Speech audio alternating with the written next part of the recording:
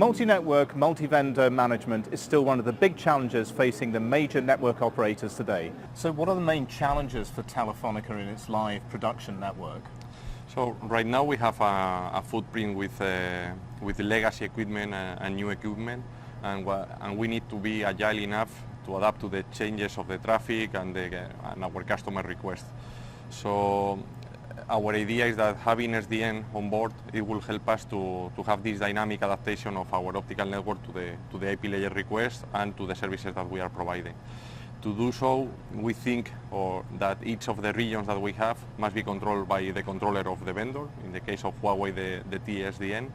And on top of it, we believe that having an orchestrator will help us to have this agnostic provisioning of the services, no matter which is the vendor that we have.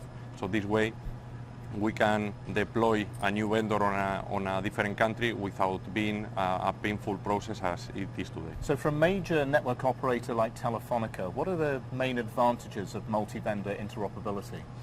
Having multi-vendor interoperability for us is a must, in the sense that we can't just rely on the single domain capabilities.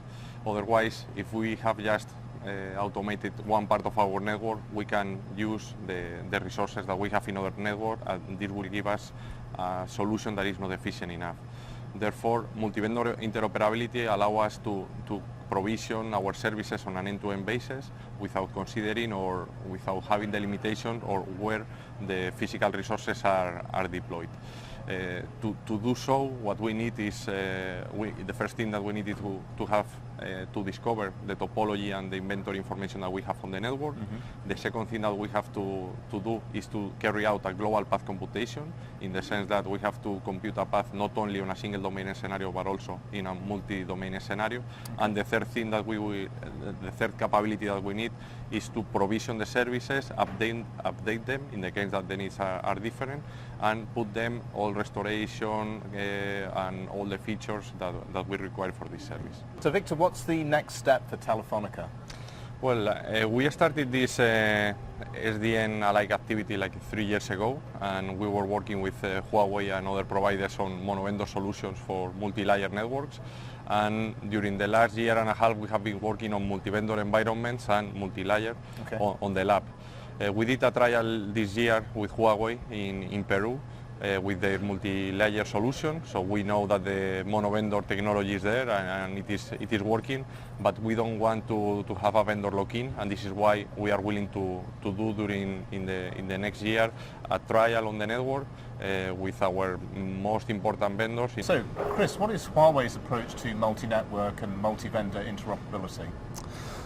So we like the approach of hierarchy, so that we can devolve system-specific control to vendor systems and then move very quickly into common and standard abstractions that we can push to a superior orchestrator. And now we can start to open up the system and break that vendor lock and still get the end-to-end multi-vendor control. Okay. It's a practical approach that steps around all those problems of, talking to individual vendor boxes when they're really engineered as closed systems. Okay. Yeah.